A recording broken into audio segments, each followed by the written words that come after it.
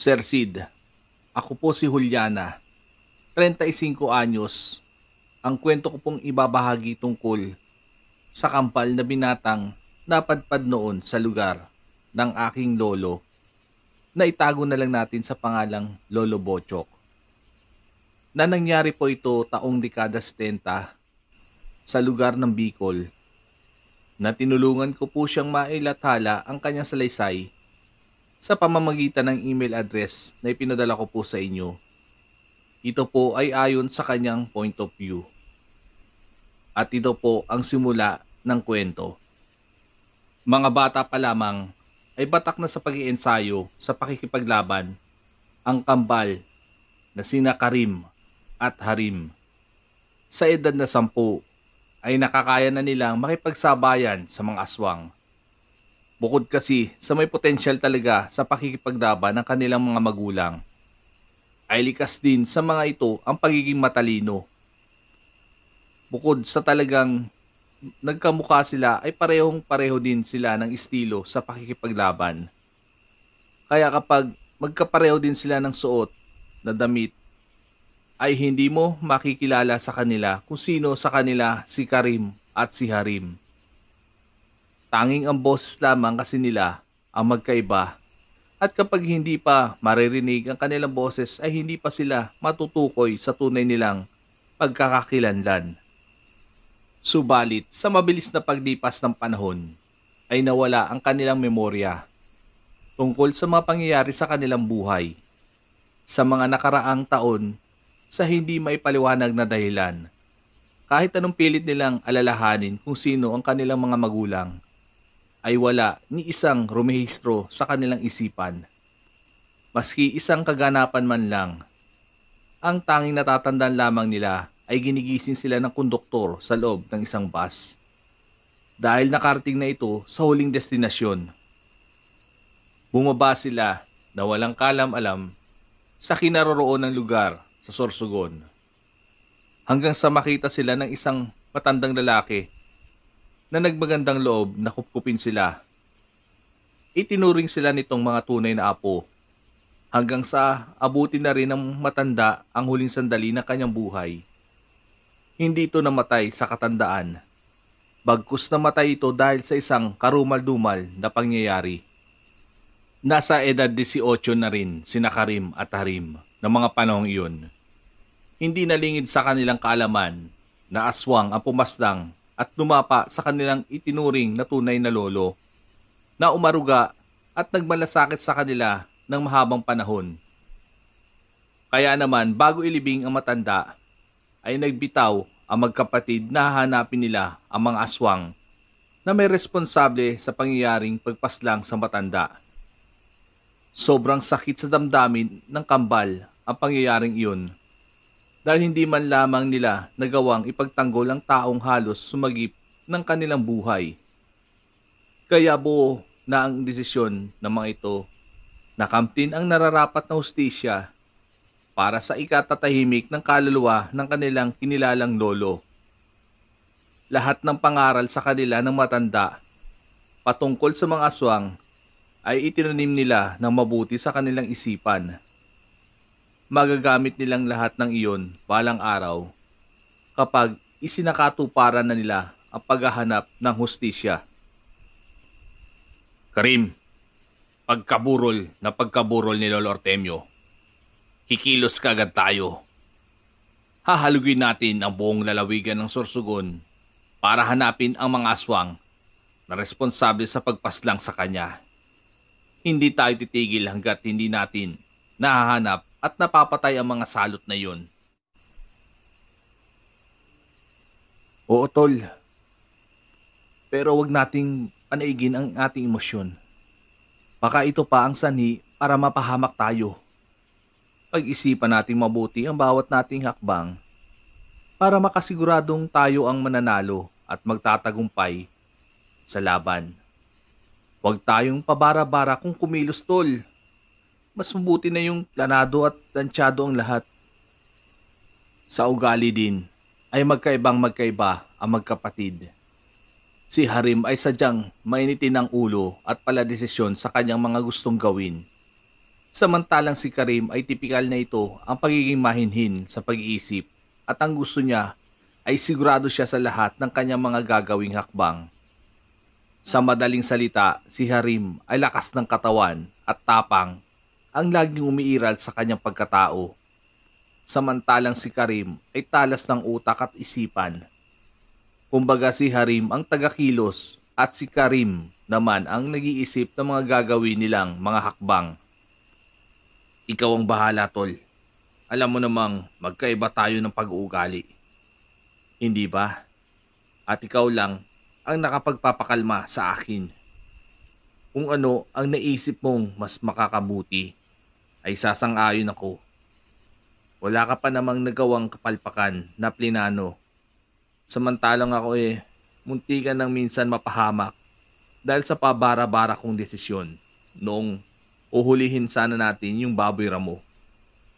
Kung hindi pa ako nakalambitin sa isang sanga ng puno, malamang na nasuwag na ako nun at pwedeng matagal na akong patay. Kaya nga Harim, gaya din ng payo sa atin ni Lolo Artemio, na mas maiging mag-isip muna bago kumilos. Iyan sana ang lagi mong tatandaan, tol. Utak muna bago tapang. Sana ay maliwanag na sa iyo ang lahat. Nagkatapikan muna sila ng balikat. Tanda ng pagtugon sa isa't isa bago bumalik sa lamayan kung saan nakaburol ang matanda. Marami din kasi ang mga taong nagsusugal, kaya kailangan nilang asikasuhin at pagsilbihan ang mga ito. Mabilis na lumipas ang mga araw, hanggang sa dumating na nga ang huling gabi ng burol na matandang si Artemio. Kinabukasan ay inihatid na siya sa huli niyang hantungan. Sa harap ng puntod ay muling nangako sina Harim at Karim para sa hahanapin nilang hustisya para sa sinapit nito.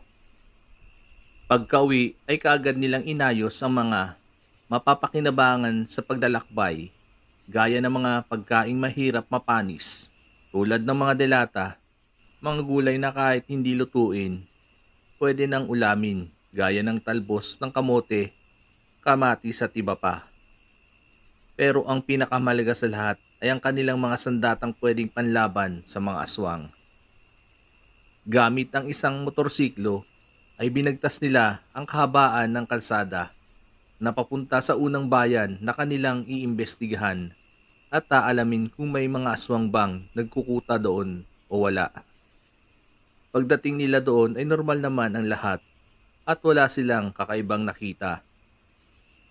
Halos 1 oras din nilang minanmanan ang bayang iyon at nang makasiguro silang walang aswang na nakikihalubilo sa mga tao at sa mga mamamayan na kanilang napagtanungan at iniulat ng mga iyon na wala pang nagagawi o naghahasik ng lagim na aswang sa kanilang lugar, ay nagpasya na ang magkambal na umalis at magpunta sa kabilang bayan.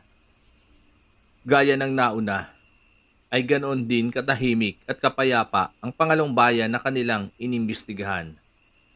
Pero hindi pa rin sumuko ang dalawang magkapatid hanggang sa marating nila ang isang lugar. Subalit hindi na iyon bayan kung hindi isang baryo na may kalibliban. Kakaiba ang mga taong nakatira doon at halos lahat ay mahawak ang mga baril at nakasabit na bawang sa kanilang leeg.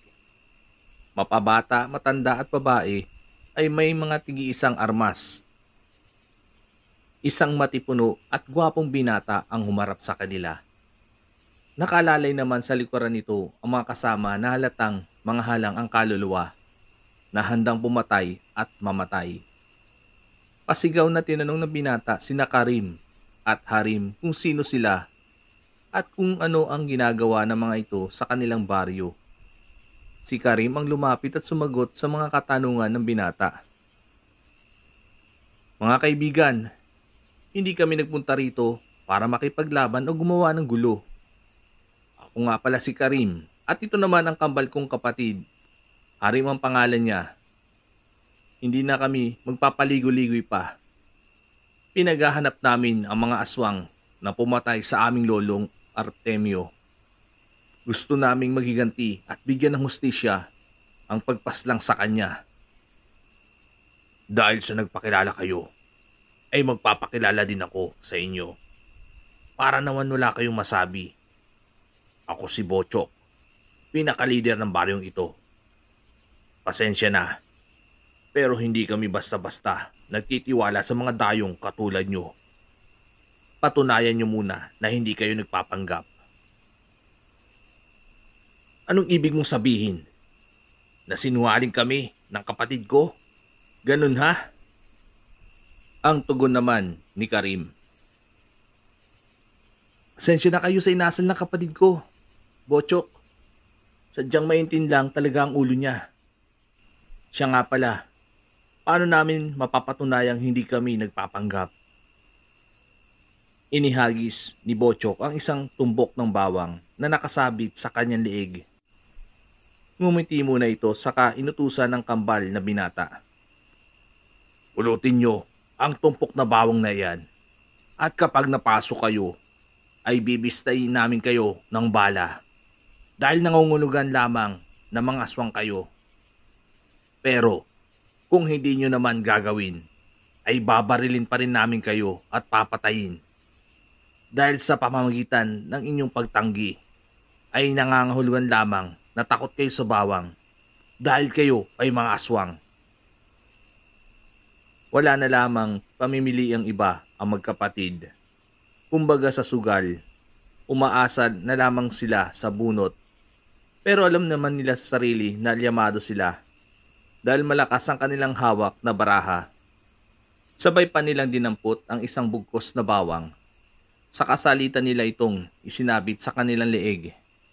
Saka lamang ibinaba ng mga kalalakihan ng kanilang mga armas nang makasigurado sila na hindi aswang na nagpapanggap ang lalaking kambal. Ikinalulugod namin kayong maging panauhing pandangal, Harim at Karim.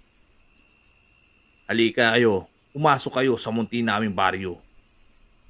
Sa bahay ko muna kayo manuluyan at doon natin pag-usapan ang problema nyo at ang aming suliranin tungkol sa mga salot na aswang. Sumunod ang magkapatid sa mga armadong lalaki.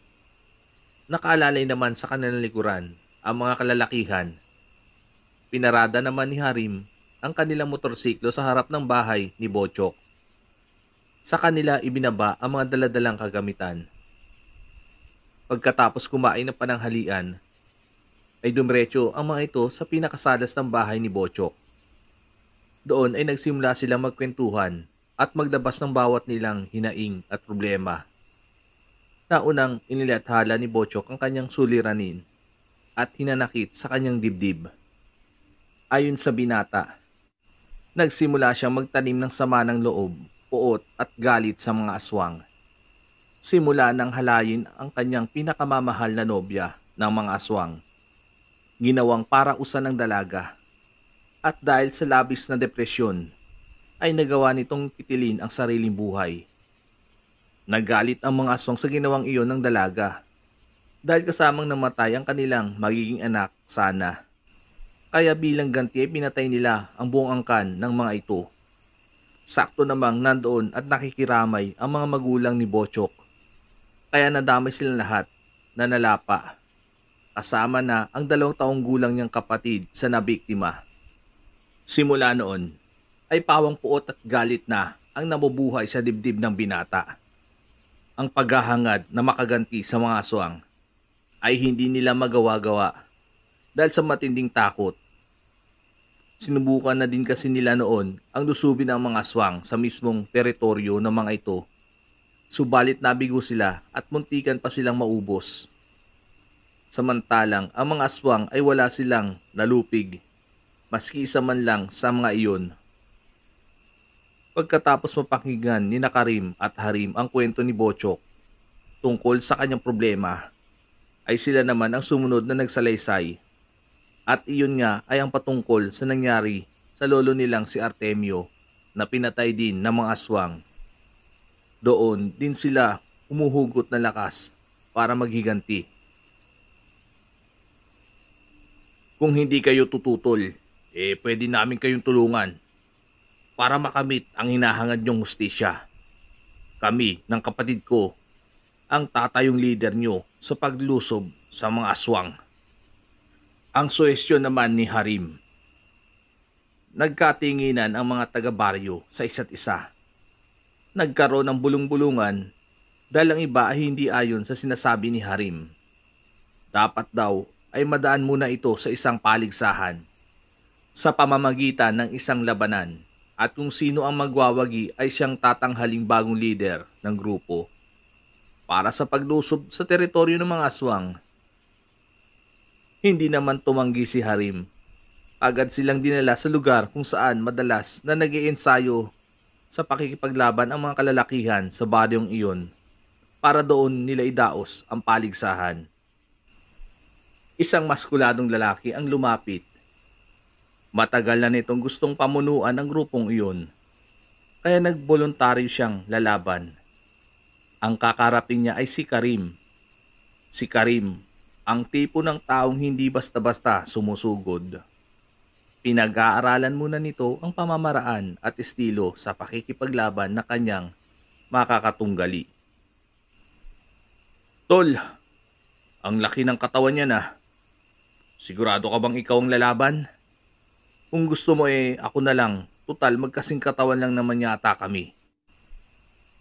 Ang wika ni Harim. Sumagot ng hindi si Karim sa kapatid. Bagkus inawanan lamang niya ito ng isang matamis na pagngiti.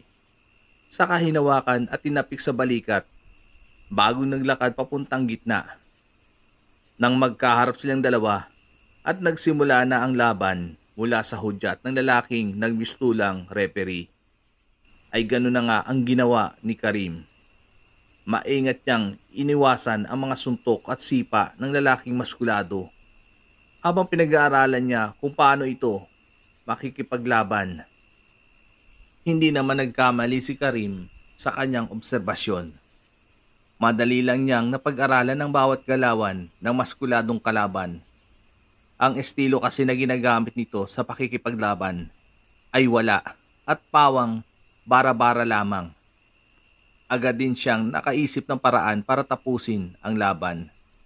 Nang hindi niya ito napapaslang, gamit ang talas ng isipan at tiksi sa paggalaw, ay nagawang mapagtagumpayan ni Karim ang kanyang plano. Sa huling suntok ng kanyang kalaban, ay nagawa niyang umilag at umikot papunta sa likuran nito. Doon ay kalmado niyang sinipa ang likuran na magkabilang tuhod ng kanyang kalaban. Sa kanya sinuntok ng may kalakasan ang batok nito habang ito nakaluhod sa lupa na naging dahilan para mawalan ito ng malay. Kalmado ulit na naglakad si Karim papunta sa kinaroroonan ng kakambal. Nag-apiran muna sila bago naglakad si Harim papuntang gitna na siya naman ang lalaban. Mula sa likuran ng mga armadong lalaki ay lumabas ang isa pang maskuladong lalaki. Mas matipuno ang katawan nito kumpara sa nakalaban ng kapatid. Imbis na kabahan ay natuwa pa ang binata. Ayos. Hoy ikaw, bigyan mo ako ng magandang laban ha. Yung tipong pagpapawisan ako. Gamitin mo ang lahat ng alam mo sa pakikipaglaban para naman hindi masayang effort ko at nabigla at wala sa oras na naputol ang pagsasalita ni Harim nang sumugod ng lalaki sa kanya. Maski wala pang hudyat, mabuti na lamang at alisto ang binata, kaya nagawa pa niyang makailag. Dahil sa pag-akala na ang lalaki ang tatama ang kanyang kamao kay Harim, ay nawalan ito ng balanse at bago pa mapasubsob ang mukha nito sa dibdib ng binata, ay isang malakas na suntok na ang pinakawalan ni Harim na tagumpay niyang naipatama. Tulog ang lalaking bumagsak sa lupa dahil sa lakas na suntok na dumapo sa kanyang pisngi. Dumugo pa at pumutok ang bibig nito. Kaya sa huli ay dineklarang sina Harim at Karim ang bagong tatayong leader ng grupo. Hindi lang kasi sa lakas at katapangan ang ipinakita ng dalawa, kung hindi ang determinasyon din nila at talas ng isipan sa pakikipaglaban. Binabati ko kayo sa inyong pagkapanalo. Pero gusto ko lang ipaalala sa inyo na sa pagsugod lamang sa teritoryo ng mga aswang kayo magiging mga pinuno. Pero hindi dito sa aming baryo. Ako pa rin ang kanilang leader at hindi kayo. Ang bati sa kanila ni Bochok. Hindi namin hinahangad ang posisyon mo, kaibigang Bochok. Pagkatapos ng problemang ito at nagawa na nating makapaghiganti, ay babalik na din kami sa aming lugar. Kaya huwag kang mag-alala. Ang tugon naman ni Karim. Isa pa, wala kaming balak na magtagal dito, no? May isa pa kasi kaming nais na gawin ni Karim, ang hanapin ng aming sarili. Ang tugon naman ni Harim. Hanapin ang inyong sarili? Teka, parang magulo yata. Pwede bang ipaliwanag nyo ng mabuti? Saka na, pagkatapos na ating ipinaglalaban at nagtagumpay tayo, ako mismo ang magkukwento at magsasabi sa inyong lahat. Sa ngayon, ang pagtuunan natin ng pansin, ang magiging plano para sa gagawin nating paglusob sa teritoryo ng mga aswang. Sa mga sinabi nyo kanina parang alam nyo kung saan sila nagtatago. Tama ba ako? Ang wika ni Karim. Tumango ang lahat. Tanda ng kanilang pagtugon. Sinabi rin nila ang uri ng mga aswang na kanilang sasagupain ay mga uri ng aswang na aswak. Sila ang mga aswang na may lahing uwak. Ayon pa sa mga ito ay masyado silang delikado kumpara sa ibang mga aswang. Dahil pati mga gabunan ay ilag sa kanila. Dahil may lason ng kanilang mga dugo. Kaya nilang humawa ng pag-aswang sa mga tao sa pamamagitan lamang ng pagtalsik ng dugo ng mga ito sa balat ng balak nilang yang gawin. Pati na ang mga makakasugat ay makakapatay sa kanila ay maaaring mayanggaw kapag nabahira ng kanilang dugo ang balat ng taong iyon. Kaya maski mas malayong mas malakas ang mga gabunan, ay iniilaga pa rin ng mga ito ang ganong uri ng mga aswang.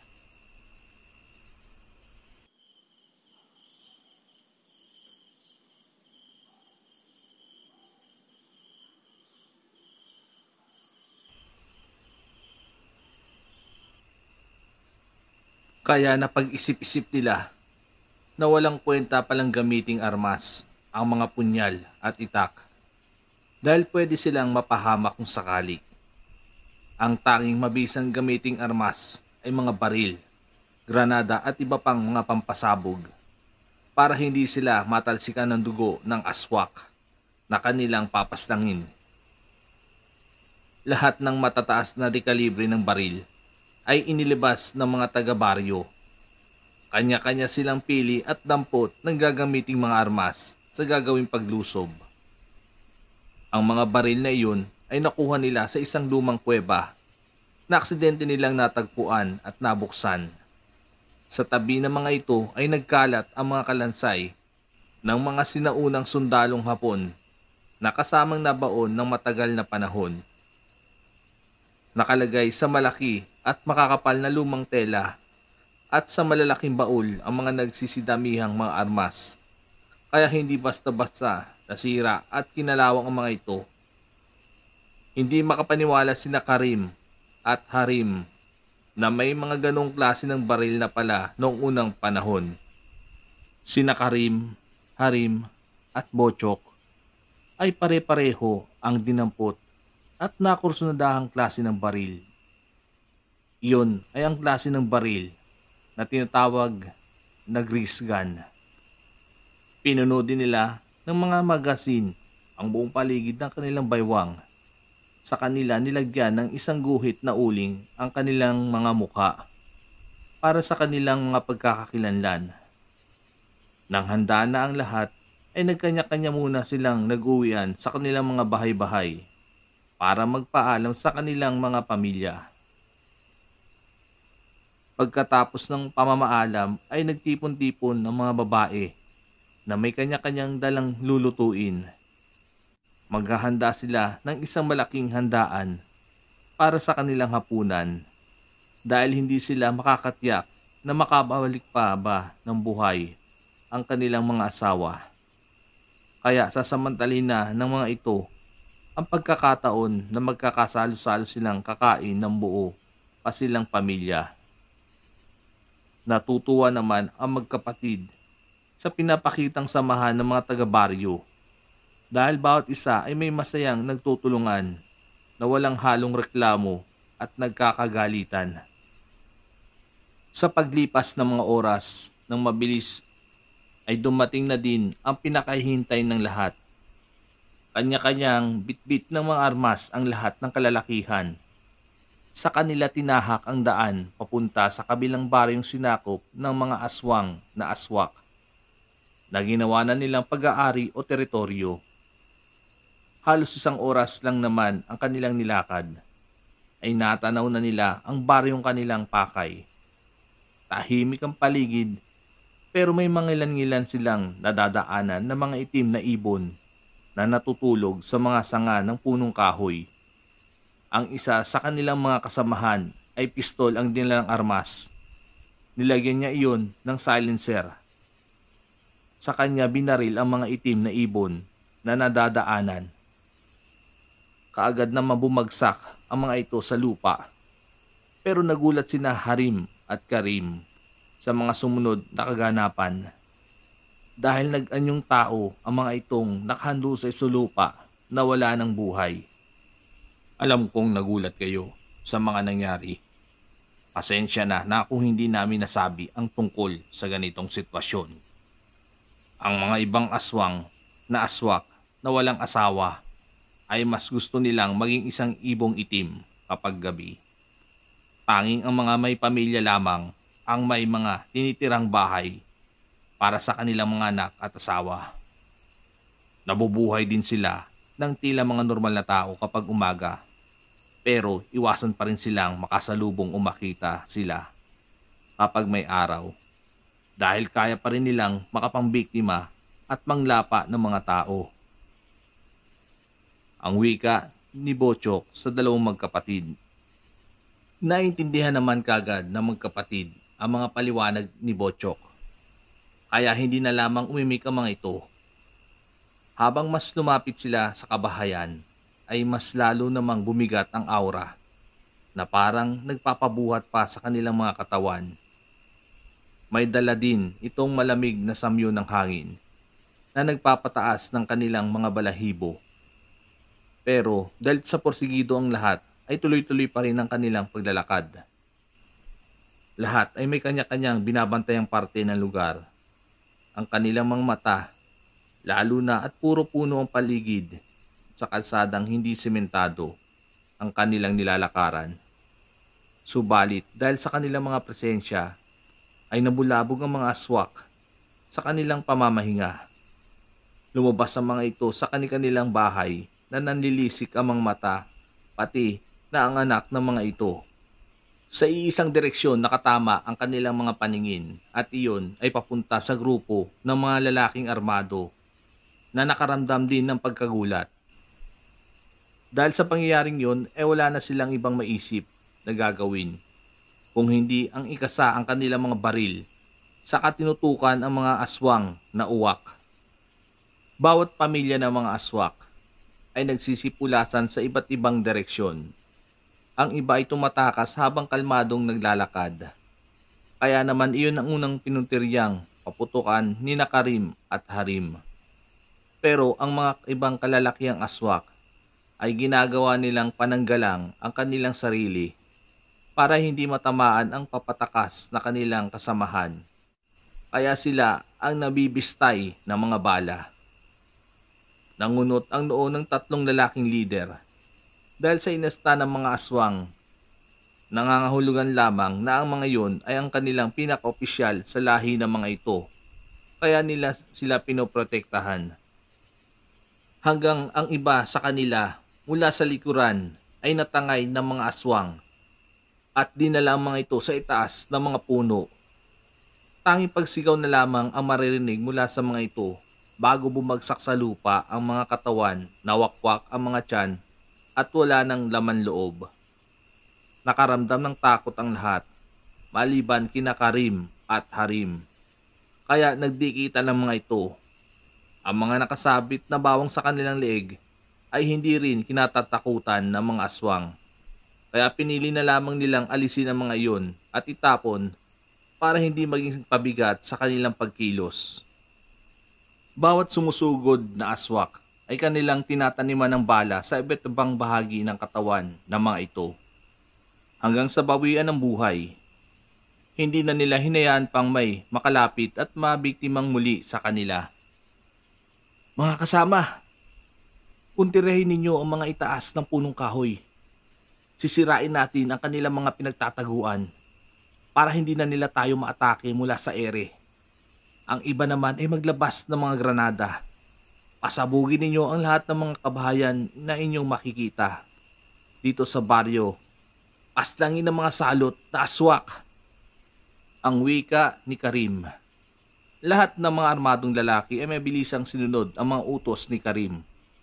Wala silang inaksayang oras, naggisto lang impyerno ang lugar dahil sa mga apoy sa paligid.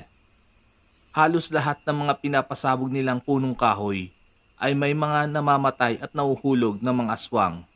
Pati ang mga batang aswak ay hindi nila pinatawad. Pagkatapos nilang maisagawa ang lahat, ay mangilan-ngilan na lamang ang mga aswang na nabubuhay na nagsasama-sama sa isang grupo. Nagsisitalasan ang mga ngipin na sumisigaw ng napakatinis ang mga kababaihan, samantalang ang mga kalalakihang aswang ay nagsisialulungan. Mukhang desidido na silang sumugod. Nang sabay-sabay, wala silang pakialam kung ibuwis nila ang kanilang buhay. Karim, ano ang susunod na plano? Gaya lang ng dati, kapatid ko. Walang humpay silang paulanan ng mga balang pampasabog. Hagi-isa ng granada habang tayo ay ratratin natin sila ng ating mga bala. Sa parang yun ay hindi nila tayo malalapitan. Tunay ngang magagaling kayong mga lider ng isang grupo para sa pakikipaglaban. Hanga ako sa inyong dalawang, lalong-lalo na sa iyo, Karim. O siya, sige, mga kasama, narinig nyo naman ang sinabi ni Karim, hindi ba? Kaya ihanda muli ang inyong mga sarili. Uubusin na natin silang lahat. Ang tugon naman ni Bochok. Sa hudyat ni Karim, nang mararamdaman niyang aatake na ang mga aswak, ay pinagsabay-sabay nila ang pagpapaulan ng mga bala at pampasabog. Isa-isa namang tumitimbuang sa lupa ang mga aswang na kaagad na namamatay. Salitan din sila sa pagpapalit ng mga magasin at mga bala ng kanilang mga armas. Pagkalipas ng ilang minutong pakikidigma, ay nalipol nila ang mga ito. Nagmistulang tambakan ng mga patay na aswang ang lugar dahil sa dami ng mga bangkay at dugo na nagkalat sa paligid. Nakiramdam muna ang mga kalalakihan bago sila marahang naglakad papalapit sa bangkay ng mga aswang. Saka pa lamang nila nakumpirma na ang mga papatakas kaninang mga aswak ay wala pa sa mga nakitang bangkay. Parang ang mga alipin lamang ng mga iyon ang pawang nakahandusay sa lupa ang mga katawan. Dapat ay sundan na natin sila kaagad bago pa sila makatakas at magplano pa ang mga iyon na gantihan tayo at maunahan sa ating mga binabalak na paglipol sa kanilang lahi. Ano sa tingin mo, kapatid kong Karim at Bochok? Si Karim ang dapat nating tanungin para sa bagay na yan. Siya ang mahusay sa mga ganitong sitwasyon. Naglakad ng marahan si Karim, saka pinag-aralan ang lugar, pati ang mga kabahayang natutupok ng apoy at kanyang pinasyalan. Napangiti siya dahil sa nakita. Sa tingin ko ay hindi na natin sila kailangan tugisin pa at hanapin. Tama si Harim, sila ang pupunta sa atin. Ang dapat lang natin gawin ay maging mapagmatsyag at alisto dahil baka maunahan nila tayo. Maski pala mga aswang sila, ay may mga litrato din pala silang isang buong pamilya. Tiyak na kapag nalaman nila ang sinapit ng kanilang mga mahal sa buhay, paghihigantahi ang una nilang maiisip. Babalik sila rito at iyon ang ating hihintayin. Ang wika ni Karim. Naghanap ng magandang pupwestuhan ang magkakasama para gawing pahingahan. Sa parteng madamo sila nagsiupuan at ang iba ay humilata. Kinuha naman ni Harim mula sa dala niyang bag ang isang bote ng alak. Pagkabukas ay tinungga niya iyon ng isang beses. Sa kanya pinasa sa kanyang kambal. Pagkatapos may pasa ni Harim kay Bochok ay inabot na nila ito sa kanilang mga tauhan. Kada lagok ng alak ay parang napapawi ang kanilang mga hirap at pagod mula sa pakikipaglaban sa mga aswang na uwak. Pero hindi pa naman nila nauubos ang laman ng bote ay may mga kakaibang huni na ng mga ibon na ang kanilang naririnig. Mukhang tama ang sinabi mo, Karim. Mga kasama, maganda kayo. Kung hindi ako nagkakamali, ang mga natitirang aswak, ang mga may-ari ng mga huni na paparating. Sa mga kaunti na lang ang mga bala, ay huwag nyo nang sayangin. Dapat kada magpapaputo kayo ay siguradong masasapul ninyo ang mga kalaban. Maliwanag ba, mga kasama? Sumagot naman ang mga ito ng sabay-sabay. Sina Karim at Harim naman ay mas tinalasan ang pandinig at pakiramdam sa paligid. Maya-maya lamang ay may mga nagsidatingan ng itim na ibon na hindi ordinaryong laki. Nagsilapagan ang mga ito sa lupa sa kaunti-unting naging mga tao ang wangis na may nanilisik na mga mata. Mas malakas din ang presensya ng mga ito kumpara sa mga nauna na nilang nakalapang mga aswak. Sa isip-isip ng magkakasama, marahil ay ang mga ito ang pinakalider sa lahi ng mga aswang na uwak na natiling hindi kumikilos sa mga kalalakihan sa kanilang kinaroroonan. Nakiramdam muna sila sa susunod na gagawin ng mga aswang na nagsibalikan hanggang sa ang isa sa mga ito ay binuhat ang bangkay ng kanyang anak na lalaki. Saka hinaplos sa muka ang kanyang asawa na pareho nang wala ng buhay. Sumingasing ito ng napakalakas na sinabayan ng mga iba pang mga aswak na naghihinagpis dahil sa mga sinapit ng kanilang mga mahal sa buhay. Hanggang sa nagbago na nga ang mga ito ng anyo bilang mga nakakatakot na alipin ng kadiliman.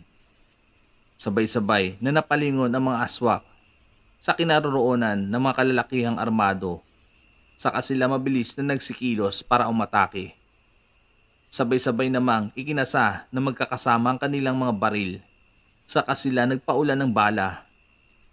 Gaya ng kanilang inaasahan, ay hindi ganon kadaling mapatamaan ang mga pinunong aswak dahil sa taglay na bilis ng mga ito. Pero ang iba ay natsatsambahan nilang madaplisan ng bala sa mga katawan. Subalit hindi naalis ang agresibo ng mga aswak na malapa ang mga kalalakihan para makipagganti ang kalunos-los na sinapit ng kanilang mga pamilya. Gamit ang galing sa paghawak ng baril, ay pinangunahan ni Karim at Harim ang pag-asinta sa mga nagsisibilisan sa paggalaw ng mga kalaban. Bawat bitaw nila ng mga bala ay bumabaon sa noo ng mga aswak na kanilang inaasinta.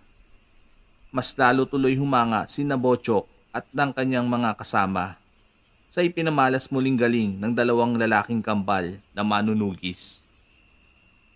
Maski sina Harim at Karim ay hindi alam kung paano nila iyon nagagawa. Gayong wala naman silang matandaan na nag-ensayo sila para mahasa ang mga sarili sa pakikipaglaban. Ang tanging naiisip lamang nila na makakasagot sa kanilang mga katanungan ay ang panunumbalik ng kanilang alaala tungkol sa mga nakalipas nilang nakaraan na nawala sa kanilang isipan. Mga normal ba talaga kayong tao? Bakit parang sa mga kinikilos nyo, parang may iba kayong lahing pinagmulan? Sino ba talaga kayo? At ano ang tunay ninyong pagkatao? Isa pa, kakampi ba talaga kayo o kaaway din sa huli? Tanong ni Bochok na parang nagtataka sa magkapatid. Hindi sumagot ang mga ito Bagkus pinagpatuloy nila ang paglipol sa mga sumusugod na mga aswak. Sa senyas ni Bochok ay napatutok na din sila ulit ng kanilang mga baril para tulungan ang kambal nilang kasama. Isinantabi muna niya ang pagdududa kina Karim at Harim dahil ang mas mahalaga muna sa mga sandaling iyon ay magtagumpay sila sa laban. Subalit sa hindi inaasahang pangyayari ay parang naadik si Harim sa pagpaslang sa mga aswak kaya marahas itong naglakad sa sinalubong ang mga natitira pang kalaban na siya namang ikinagulat ng lahat. Harim, tol, bumalik ka rito! Sigaw ni Karim, subalit hindi siya pinakinggan ng kanyang kapatid. Ano? Lapit, mga aswak. Lilipunin ko kayong lahat. Hindi nyo ko kaya. Sige, magsilapit kayo mga hangal. Humalakak pa si Harim habang hinahamon ng mga aswak. Lahat naman na nagtatangkang sumunggab sa kanya ay kagad na inaasinta ni Karim sa ulo. Subalit sa kasamaang palad ay isa sa mga aswak mula sa likuran ni Harim ay nahablot nito ang lalaki pa itaas saka inilipad. Hindi naman na magawang magpatutok ng mga kalalakihan dahil baka matamaan ang kanilang kasama. Maski anong pangpupumiglas ni Harim ay hindi siya makawala sa mga mahigpit na pagkakahawak ng aswak sa kanyang magkabilang balikat.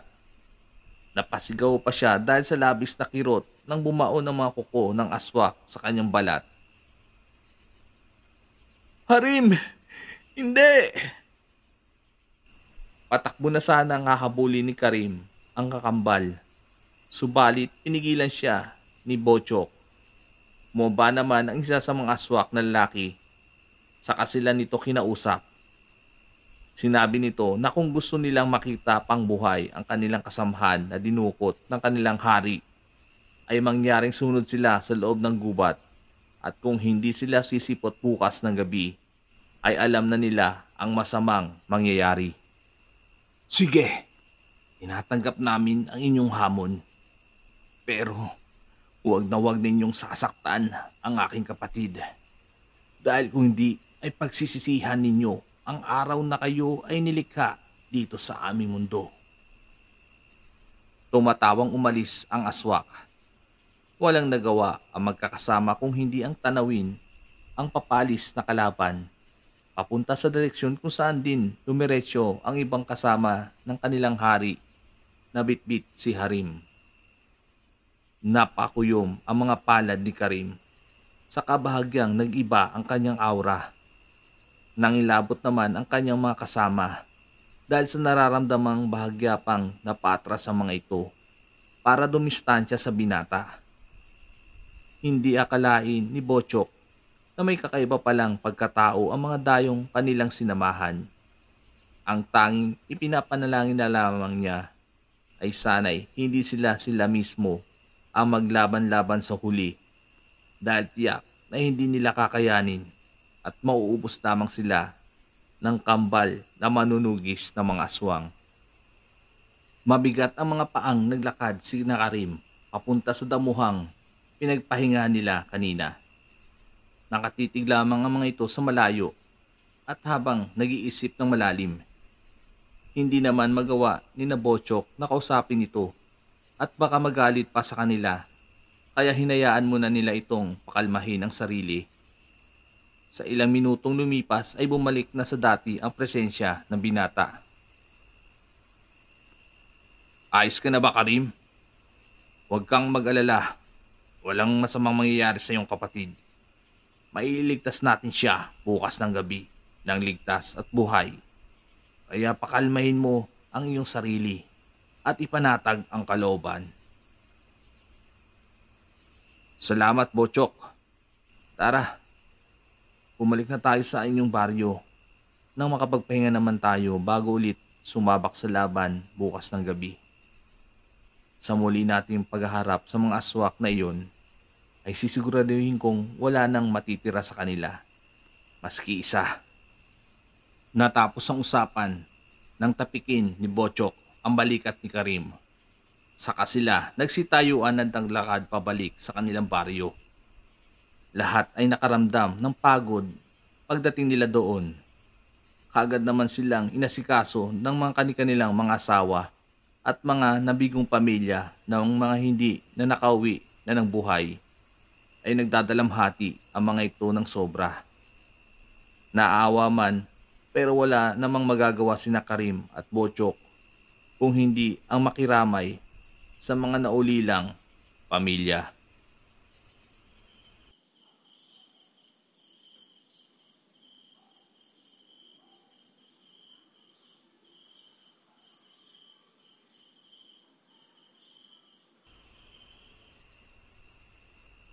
Iginapos ang duwang si Harim sa dalawang puno ng nyog.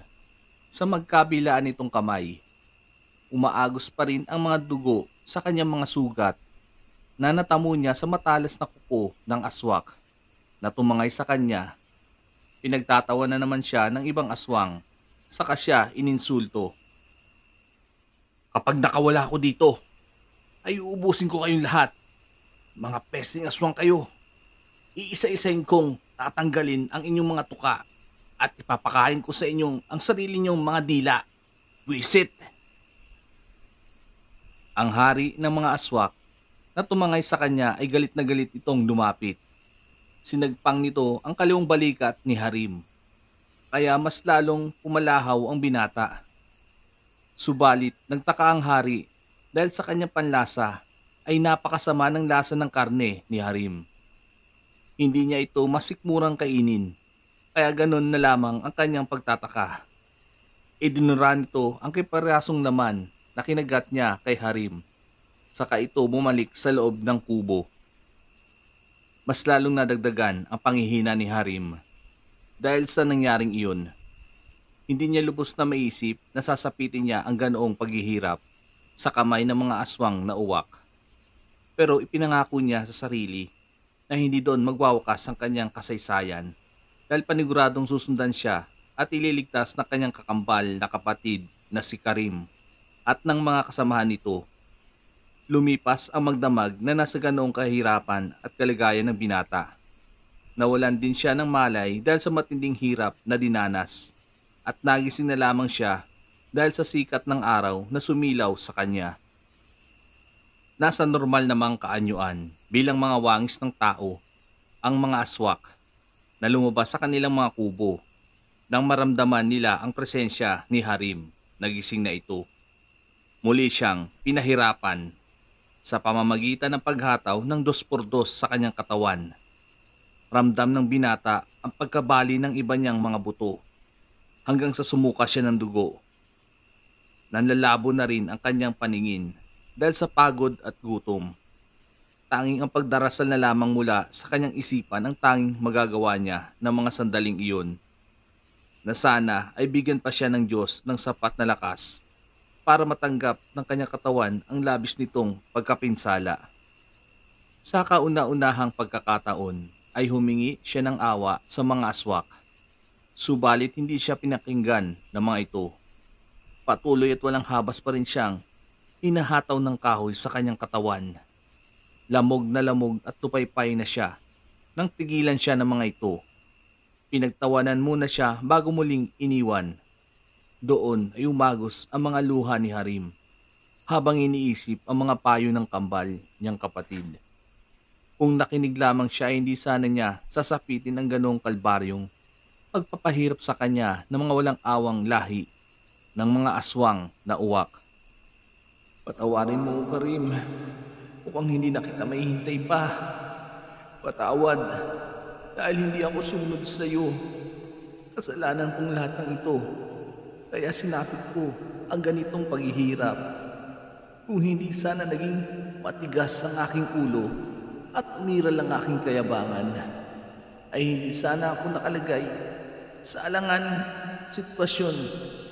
Kung hanggang dito na lamang ako, ay ikaw na ang bahala sa lahat. Isama mo ako sa iyong gagawing paghihiganti, ha? Ikakamusta na lamang kita kay Lolo Artemio. Hihintayin ka namin sa kabilang buhay. Mahal na mahal kita, kapatid ko. Mag-iingat ka sana palagi. Pagkatapos ng mahabang linyahan sa isipan ni Harim, ay muli itong nawala ng malay. Ang mga aswak naman na nagbabantay sa kanya ay kinalagan ang kanyang pagkakatali. Saka siya inilipat sa mahabang lamesa. Balak nilang lutuin ang mga laman loob at karne ng binata dahil hindi naman nila ito makain ng presko. Pero bago nila katayin si Harim, ay hintayin muna nila ang kapatid nito at sa harapan nito mismo nila pagpipira-pirasuhin ang katawan ng binata hanggang sa sumapit na nga ang pagdilim ng paligid. Sa pangunguna ni Bochok ay tinahak nila ang daan papunta sa gubat kung saan nakita nilang tinungo ng mga aswak na pinagpupugaran.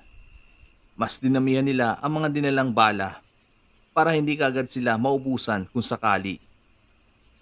Tila ba hindi mapakali si Karim. Habang naglalakad, hindi kasi niya may wasang mag-alalang muli para sa kalagayan ng kanyang kapatid. Nararamdaman naman siya ni Bochok kaya inakbayan siya nito. Gaya ng sabi ko, ipanatag mo ang iyong kalooban. Nasa maayos lamang lahat.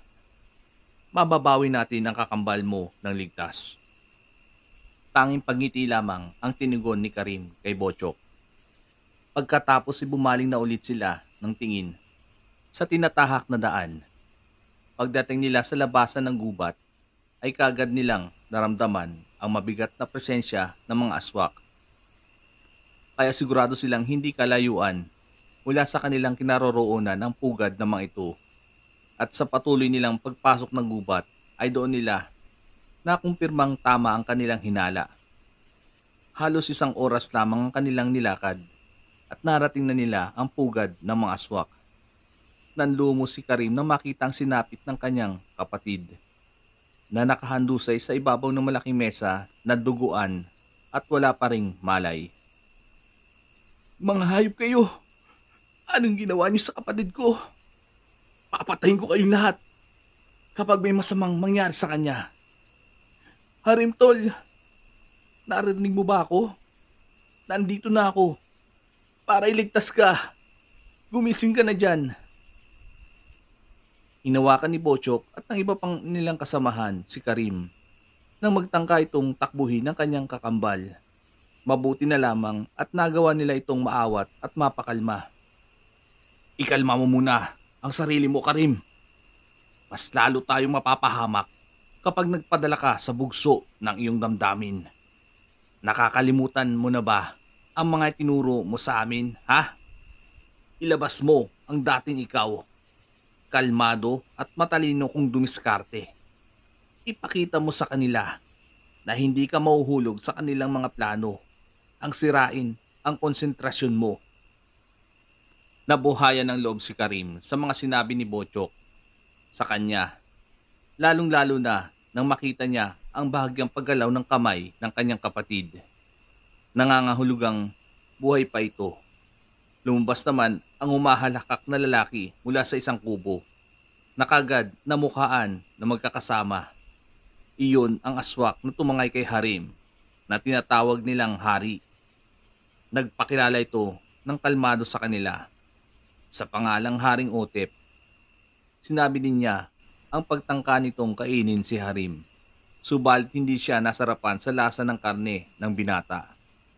Kaya lulutuin na lamang nila ito para matanggal ang pagkapakla. Pero sa mga sumunod na sinabi ni Haring Otep, ay siya namang magpapabago ng sitwasyon. Nagawi ang nabuksang topiko ni Haring Otep sa nilalang na ganun din ang naging trato nila kagaya kay Harim. Matagal na panahon na ang lumipas. Pati ang lasa ng laman nito ay walang pinagkaiba sa lasa ng binata. Hanggang sa nasabi niya ang pangalan ng nilalang na kanyang tinutukoy. Iyon ay walang iba kung hindi ang vampirang manunugis na si Exodus. Pagkarinig ni Karim ang pangalang iyon, ay unti-unting nagbago ang kulay ng kanyang mga mata.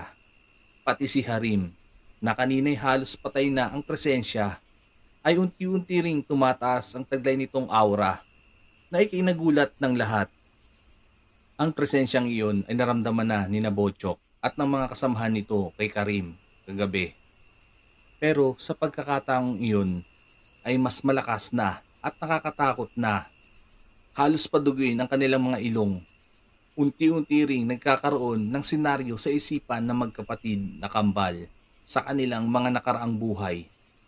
Natagpuan nila ang mga sarili na hinahasa ng kanilang ama sa pakikipaglaban. Pati ang eksenang nakikipaglaban sila sa mga aswang na gabunan sa isang probinsya ay kanilang nakikita sa kanilang isipan. Tuluyan na ngang nagbalik ang kanilang mga memorya bilang mga kambal na manunugis. Tumayo si Harim mula sa pagkakahiga na tila ba walang nangyari. Naghilom na rin ang mga sugat nito sa katawan at pati ang natapyas nitong balikat ay naging buo na. Nanginginig ang buong lahi ng mga aswang na uwak dahil sa mga nangyayaring imposibleng magaganap. Pati si Haring Otep na kanina'y kumpiyansang-kumpiyansa ay nanginginig na, nakatitig kay Harim na nagagawa ng makatayo at makalakad. Hindi man makapaniwala, sinubukan pa ring patakihin ng hari ang kanyang mga tauhan. Subalit bago pa makatake ang mga ito, ay nawawala na sa kanilang harapan ang pinahirapan nilang binata kanina at sa muling paglitaw nito ay kasabay naman ng pagkahulog ng ulo sa lupa ng sumugod na aswang kasabay ng pangingisay ng katawan nito hanggang sa bawian ng buhay. Sa isang iglap ay muling nawala ng sabay ang magkapatid at nang muli ulit silang magpakita ay magkatabi na ang mga ito. Punong-puno ng galit at nag-aalab sa pagkasuklam ang kanilang mga matang nakatitig sa mga aswak. Lumistansya na rin ng tuluyan ang pangkat ni Bochok dahil baka madamay pa sila sa magaganap na sagupaan sa pagitan ng mga aswang at kambal na manunugis. Salamat at dahil sa iyo, Haring Otep, ay nagbalik ang nawala naming mga memorya sa pamamagitan ng pagsambit mo sa pangalan ng pinakamamahal naming ama na si Exodus. Pero ikinalulungkot kong sabihin na ngayong gabi ay magtutuldo ka na ang inyong kasamaan. Ang wika ni Harim. Utang na loob namin sa inyo, ito, Haring Otep, ang pagdumbalik ng aming mga alaala. Bilang pagtanaw ng utang na loob, ay hindi na namin patatagalin pa ang inyong paghihirap. At para naman masiyan kayo, ay lalabanan namin kayo bilang mga mabubuting vampirang manunugis. Ang tugon naman ni Karim. Lumabas ang matatalas na pangil ni Harim at Karim at mas lalong naging mapula ang kanilang mga mata. Pumutla din ang kutis ng mga ito, saka nagkaroon ng bahid ng dugo sa kanilang labi. Aatras at tatakas na sana ang mga aswang na uwak. Pero sa taglay na bilis ng kambal na vampira, ay mabilis silang naabutan ng mga ito sa kamarahas na kinagat sa kanilang leeg. Hindi pa nakontento ang magkakapatid at pinagpira-piraso pa nila ang mga katawan ng mga napapatay nilang aswak. Napakabrutal ng ginagawa nilang pagpasnang at talaga namang sinisiguro nilang hindi na muling mabubuhay. Napapahanga na natatakot na lamang sina Bochok at ang mga armadong lalaki na nakatungangang nanonood sa isang sulok. Sa loob ng halos wala pang 5 minuto ay naubos na nila ang mga kalaban. Inihagis pa ni Harim ang ulo ni Haring Otep na para bang bola kung paglaruan. Marahan silang naglakad pabalik sa kanilang mga kasama. Hindi pa rin may iwasang matakot ni Bochok sa magkapatid. Initian lamang sila ng mga ito, saka nagkatinginan at nagkatanungan sa isa't isa. Pero ang sumunod ay pinag-alala rin nila dahil sabay na nawala ng malay ang dalawa. Sinubukan nilang ginising ang mga ito, subalit talagang mahimbing na ang kanilang tulog. Sa katunayan ay naghihilik na si Harim maliban kay Karim na tahimik lamang na natutulog. Kaya nagpasya na lamang silang buhatin ang katawan ng dalawa at dalhin sa kanilang baryo para matignan ng isang albularyo ang kanilang kalagayan. Mabuti na lamang at maayos naman ang sitwasyon ng dalawa. Sinabi pa ng albularyo na dala lamang ng matinding kapaguran kaya nawala ng malay ang kambal. Pagkagising ay parang wala na namang naalala sina Karim at Harim. Maski anong gawin nilang pagbabalik tanaw, ay hindi nila makilala ang mga taong nabungaran ng kanilang mga mata. Saka lamang na pag-aralan ni Bochok ang mga nagaganap sa obserbasyon niya ay hindi pa kaya ng murang katawan ni Harim at Karim na tanggapin ang kanilang pagiging vampira. Kaya nawawala ng mga ito ng malay at pagkagising ay nabubura ang kanilang memorya. Ang tangi magmumulat muli ng kanilang isipan sa mga nakaraan ay ang pagsambit sa pangalan ng kanilang ama na si Exodus. Ito ang magmimistulang susi sa pintuan ng kanilang isipan para mabuksang muli ang kanilang alaala. Pero hindi na muna ginawa iyon ni Bochok. Minabuti niyang itago muna at lihim ang kanyang mga obserbasyon at sa tamang panahon ay muli niyang gigisingin ang pagiging vampira ng kambal na manunugis pagdating ng nakatakdang araw.